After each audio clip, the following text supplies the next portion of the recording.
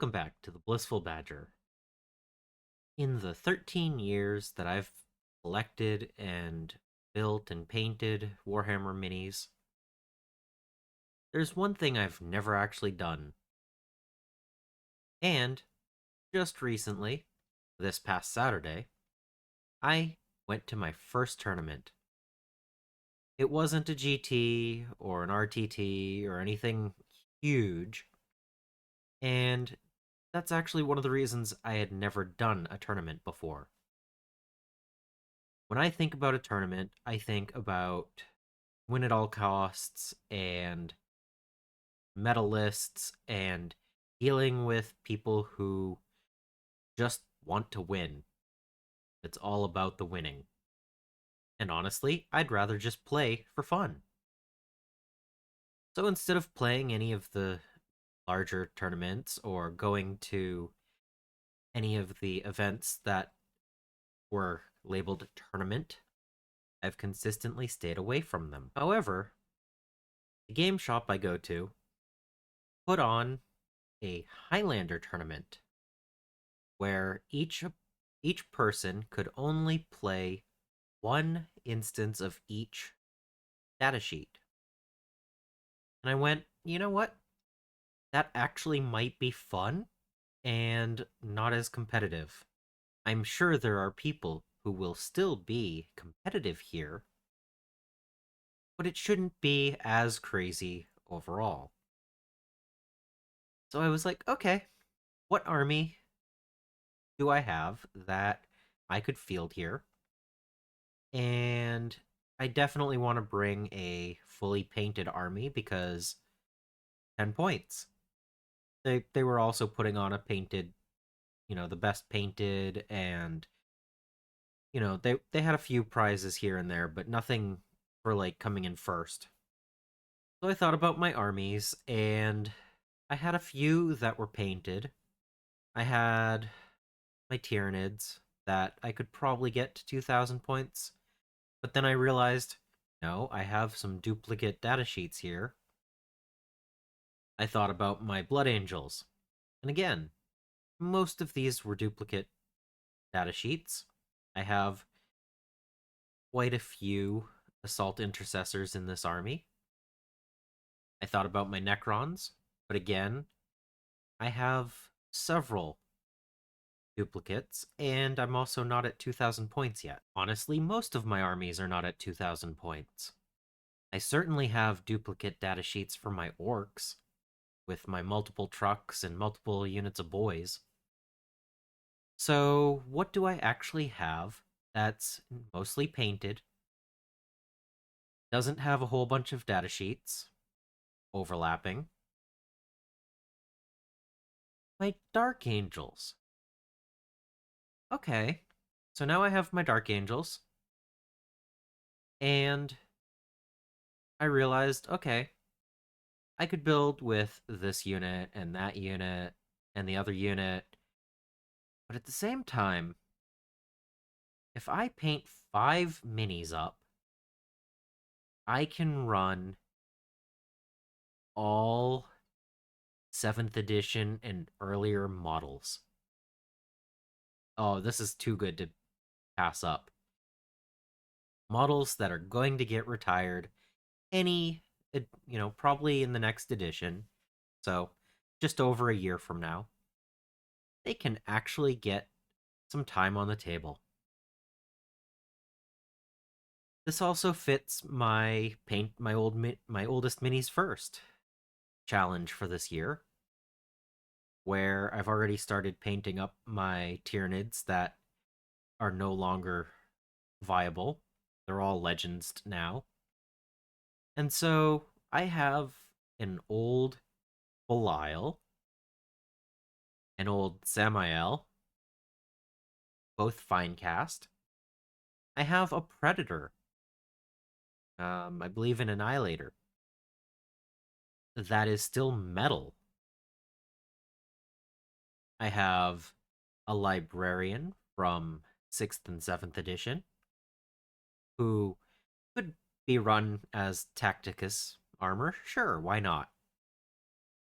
and I needed to kit bash an old school librarian Terminator. Okay, that's easy enough.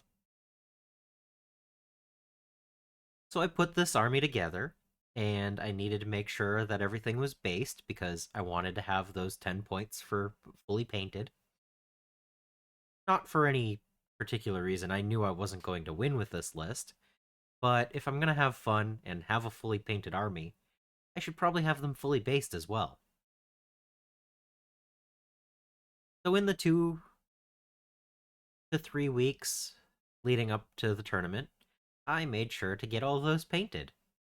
You may have seen some during one of my streams on Twitch or YouTube. And so I have a final painted army here. No duplicate data sheets, and everything from 7th edition or earlier. Yes, the retirement home is coming out for one last hurrah before final. Yeah. So many cool models, and they're not going to be playable soon. That's so disappointing to think about. But not today. Today they get to have some fun. So I have an old metal Eversor assassin, and I have an old metal Inquisitor in Terminator armor, but it's an Inquisitor. I have a Librarian, who might as well be wearing Tacticus armor, and a Captain, who might as well be wearing Tacticus armor. I have 3 Ravenwing Bikers, who might as well be Outriders, being that that was what we were told we can run them as. I have 10 Vanguard veterans with jump packs because assault squads don't exist anymore. And I might as well put 6 plasma pistols on them because I have that many minis that have them. I have a Devastator squad with 3 plasma cannons and a missile launcher because that's what I had. I have a unit of 10 tactical marines, 2 plasma guns, and the rest bolters. I have an old dreadnought.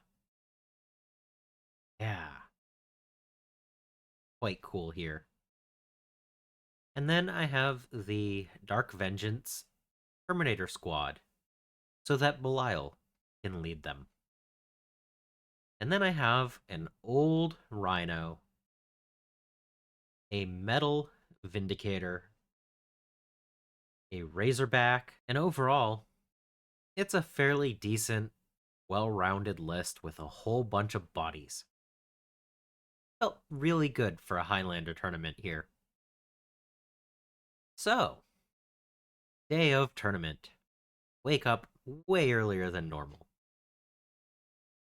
Having to play 3 games in a single day, I have to be there 2.5 hours earlier than they normally open. Yeah.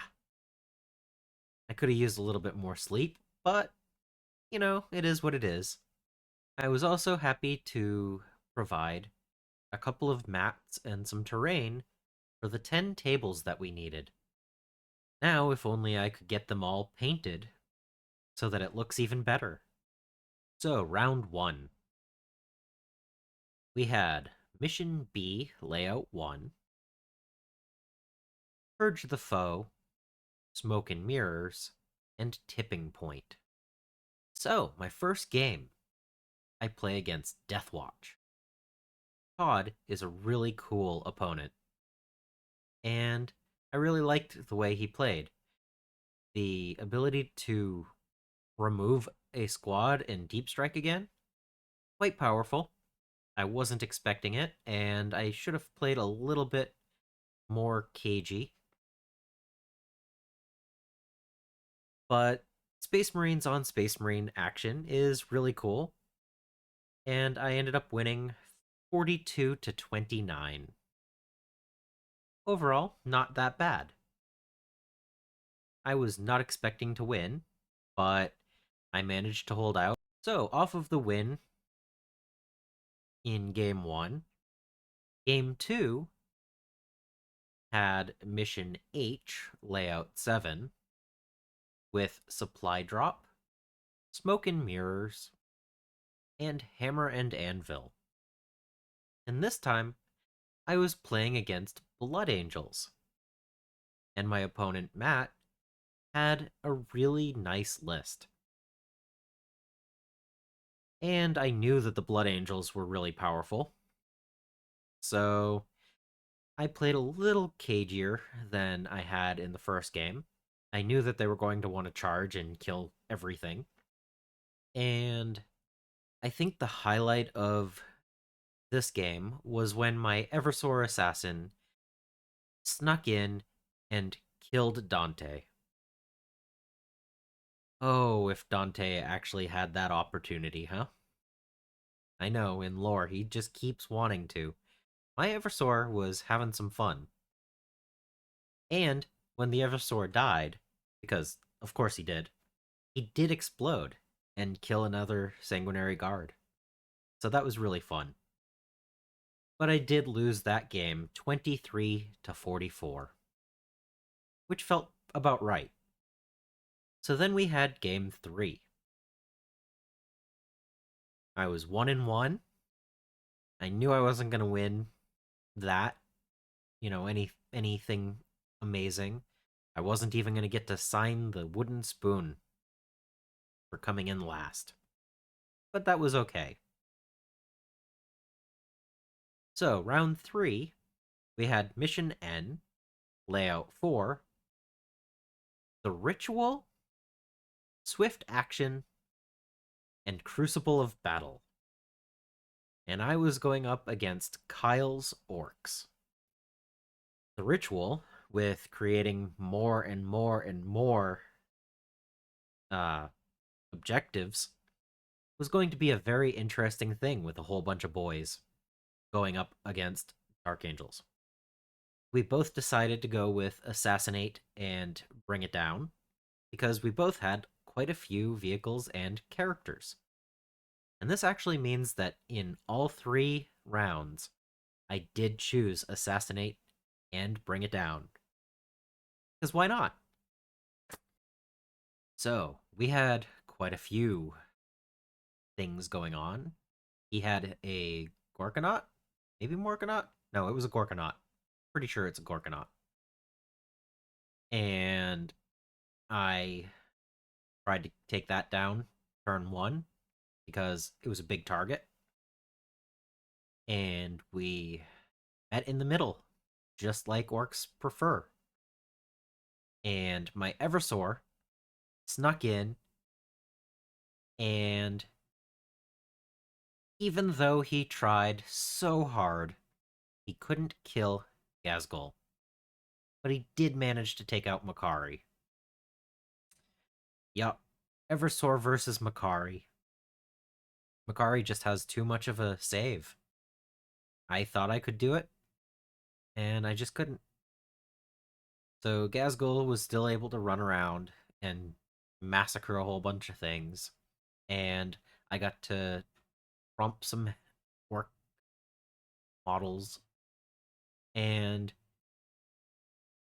in the end, we went all 5 rounds. He kept on trying to kill my characters. I kept on trying to kill his characters. I scored a whole bunch of primaries. He scored a bunch of primaries. The score ended 61 to 66, with me losing. But overall, it was quite fun. And I have experience from my first tournament ever. So maybe I won't be as uh, hesitant about doing another tournament later on. Honestly, I would really like to do another one, so long as it's not a massive one where it's win at all costs. There's rumors that the next one will either be a doubles tournament or one that allows legends. And it won't even be at 2,000 points. And you know what? I just painted some nice legends models. Interesting. We'll see in the future. So, in the painting competition, we had several fully painted armies, and as you can see, mine wasn't the greatest, but it was still cool to see all of the old models painted up and on the tabletop. So many people got a kick out of the old Metal Vindicator and Predator. I mean, there were a lot of really cool painted armies there for such a interesting tournament. But I did win a door prize. So, I have a Kronos or a Talos for my Drukari army now. Not a bad prize overall.